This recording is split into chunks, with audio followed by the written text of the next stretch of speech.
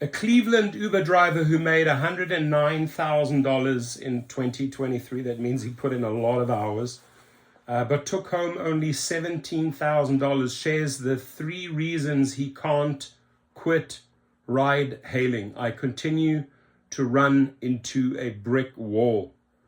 Right? It's like, how do you detach from that hamster wheel when you have car payments, when you have insurance payments?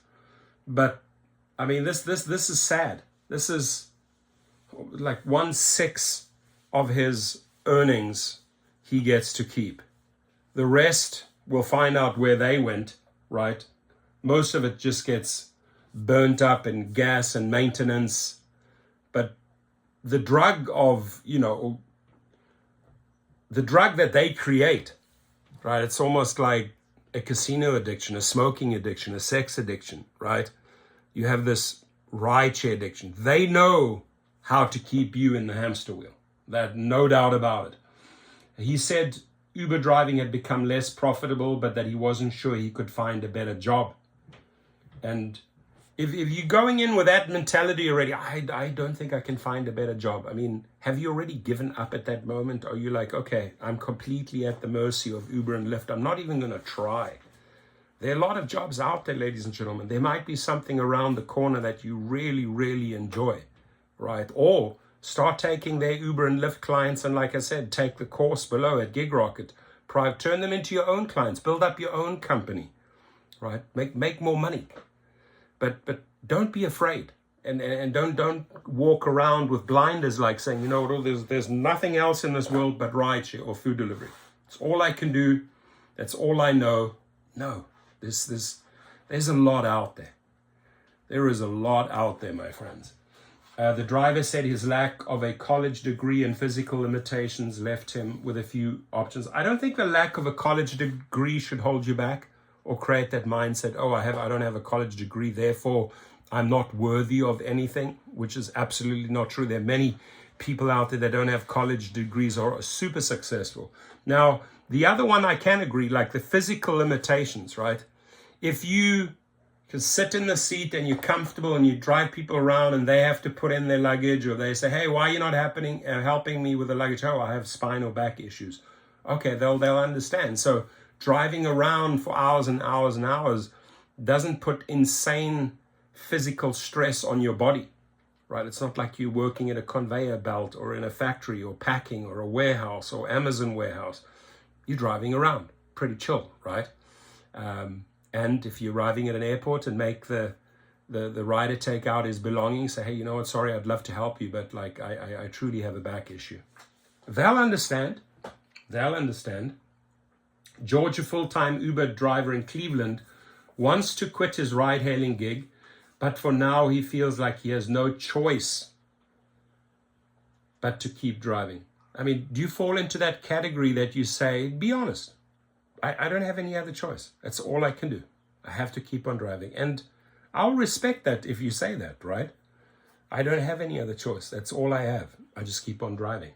The 40-year-old who has been driving for Uber since 2017 was once quite satisfied with his ride-hailing income, he told Business Insider via email, but his feelings have changed considerably in recent years. And I'm guessing in the last 3 to 4 years, that's really where the upset and the anger is set in, because we get to see the robbery. We get to see the robbery live, right? It's like watching a bank robbery after each trip, and it's truly, truly upsetting. It really is, when you see how they gouge you, screw you, take you for granted, and how much they actually steal of your portion. That's when the anger mounts. I used to sing the praises of Uber and recommend doing Uber to people looking for a business opportunity, and I 100% agree. I sang the praises as well. I was promoting like crazy in the good days, because there was money to be made. But things evolve, things change, right? But no longer. His identity is known to Business Insider, but he asked to use a pseudonym for his fear of professional repercussions, which is sad. Last year, George made more than $109,000 in gross earnings as an Uber driver, according to documents viewed by Business Insider. But after Uber's commissions, car maintenance, gas, and miscellaneous driving expenses were accounted for, he took home roughly $17,000. About 16% of his gross earnings in 2021. He took home about 19% of his gross earnings. George said he drove between 45 and 55 hours in a typical week. Divide that by 7, that's almost, 7 to 8 hours a day. And estimated that after expenses like gas and maintenance, he earned about $17 an hour in 2023, excluding depreciation and insurance costs, which you have to factor in, right? Which reduces that $17 by a lot of money. You cannot ignore depreciation. You cannot ignore insurance, ladies and gentlemen. This is a business. Every little item has to be factored in, right? So to come out and say, oh, I'm making $17 an hour in 2023. Oh, by the way, that's excluding insurance and depreciation. What is the dollar amount? Is it 11? Is it 12? Is it less? Is it under 10? Now, I'd have to drive around 10 to 12 hours per day, 6 days a week, if I wanted to make a large sum like I was able 2 years ago, by working maybe 30 to 40 hours a week. George said he recalled. So several years ago, you'd work 30 to 40 hours to hit your target. And now what he's saying is like, I'd have to work 10 to 12 hours a day, 6 days a week, right? That's 60 to 72 hours versus the 30 to 40 hours. So see how much more time, how much more mileage, how much more gas it takes, right, to just make the same as you did in the past. And you want to keep that bar or raise the bar. You don't want to go down. So that just automatically, the little hamster just starts spinning more. Like it's like you're overcompensating now in 2024 because I don't want to fall below that $100,000 threshold, for example. And Uber and Lyft are taking advantage of it left, right, and center, right? They understand the psychology. They understand that whole hamster wheel psychology. They're not afraid to use it against you. George is one of several Uber and Lyft drivers who have told Business Insider their ride-hailing gigs are less profitable than they used to be. They've accused ride-hailing giants of taking a large cut of riders' fares. The take rate is higher, and said increased driver competition and high vehicle maintenance have helped matters. These frustrations have led to driver protests. Again, we protested hard on May the 1st, right? And calls for higher guaranteed pay. And I'm glad that all these outlets and newspapers and online blogs are talking about protests, right? Why are drivers protesting? Precisely of what George is facing, right? Those very same reasons. With a showdown in Minneapolis among the most recent escalation of tensions, the average Uber driver earnings before expenses declined from $29 an hour in 2022 to $20.25 in 2023. A study from Gridwise, a data analytics company and app that helps drivers track their earnings, found. A study commissioned by the state of Minnesota and released in March found that in 2022, drivers in the Twin City metros area earned less than $14 an hour after expenses. In February, an Uber representative told Business Insider that the vast majority of drivers are satisfied, which is not true. And the numbers that they're putting out are not true. Why are you talking about $33 and $35 when you're sending out messages in San Francisco, San Diego, and LA say you can earn $20 an hour that includes tips? It's a flat out lie. Everything that these spokespeople portray in the media is a lie to protect their lies at home, right? In February, an Uber representative told Business Insider that the vast majority of drivers are satisfied. I don't think that's true. And that as of last quarter, drivers in the US were making about $33 per utilized hour before expenses. So if you're coming out as a spokesman saying you're making $33, why are you sending out emails to drivers saying, hey, you can earn $20 an hour in Los Angeles, second biggest city. Many ride-hailing drivers like George are actively tracking their income, which you should, and expenses to make sure driving is worth their time. But deciphering one's true profitability or lack thereof often isn't straightforward.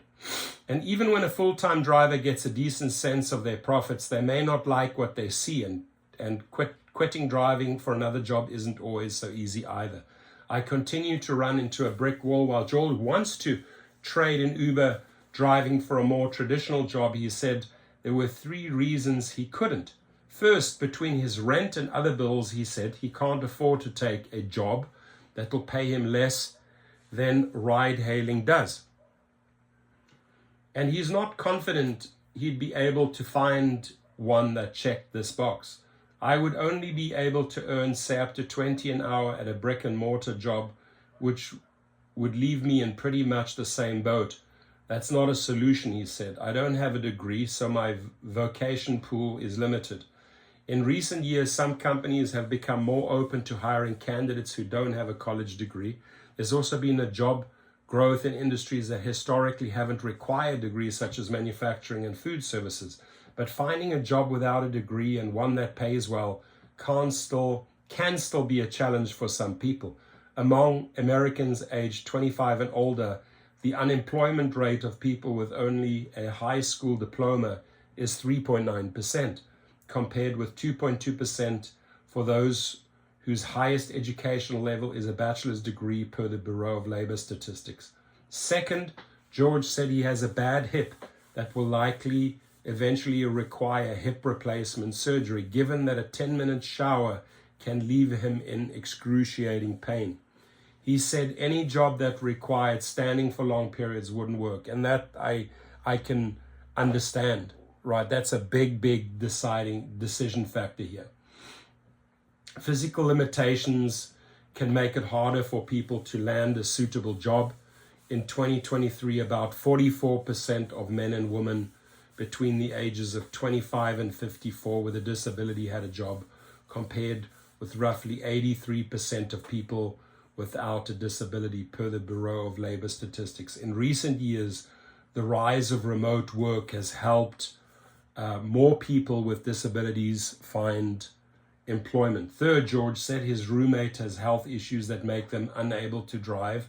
George said ride-hailing provided him with the flexibility to transport his roommate to doctor appointments and to and from their workplace. There are a number of frustrations because I only want to better my life, George said, but because of the situation as it is, I continue to run into a brick wall.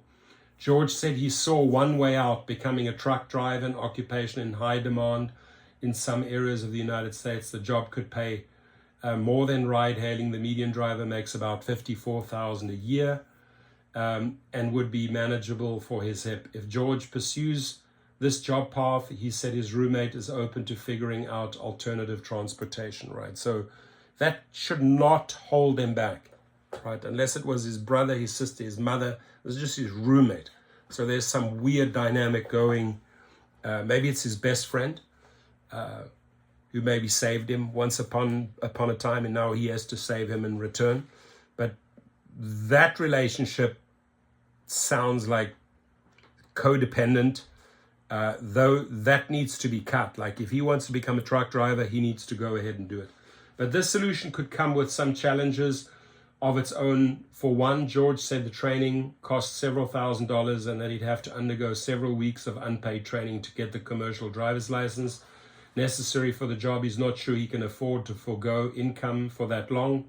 I'd have to save money to be able to help my roommate afford things while I was away from home and not earning income.